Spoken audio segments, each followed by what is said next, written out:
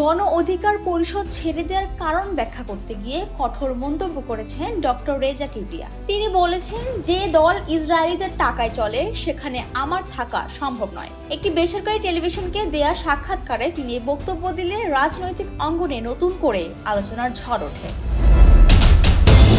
দল বদলের বিষয়ে প্রশ্নের জবাবে রেজা কিবরিয়া প্রথমেই নিজের অবস্থান পরিষ্কার করেন। তিনি জানান, সর্বপ্রথম তিনি ছিলেন গণফোরামে, কিন্তু সেখানে দলীয় কোন্দল তীব্র হওয়ায় কাজ করা কঠিন হয়ে পড়ে। সংসদে যাওয়া হবে কি না এই প্রশ্নে দলটি দুই ভাগে বিভক্ত হয়ে পড়ে। একদল সংসদ বর্জনের পক্ষে, অন্য দল সংসদে যাওয়ার পক্ষে। ফলে দলীয় সংকট ক্রমশ বাড়তেই থাকে।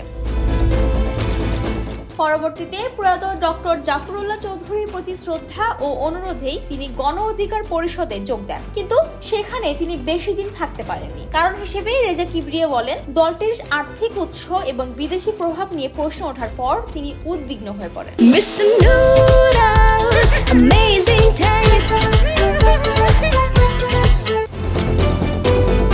তিনি স্পষ্ট ভাষায় বলেন, যেখানে ইসরায়েলিদের প্রভাব রয়েছে তাদের অর্থায়নে দল পরিচালিত হয়, সেখানে থাকা আমার নীতির সঙ্গে যায় না। শুরুতে তিনি এসব তথ্য জানতেন না বলেও দাবি করেন। পরে একটি গুরুত্বপূর্ণ বৈঠকের তথ্য গণমাধ্যমে প্রকাশ হলে বিষয়টি স্পষ্ট হতে শুরু করে। তার বক্তব্য অনুযায়ী ফিলিস্তিনের রাষ্ট্রদূত জানান, নুরুল হক নূরের সঙ্গে 3টি স্থানে মোসাদের বৈঠক হয়েছে। এই তথ্য প্রকাশ পাওয়ার পর তিনি পুরোপুরি নিশ্চিত হন এবং দল ছাড়ার সিদ্ধান্ত নেন।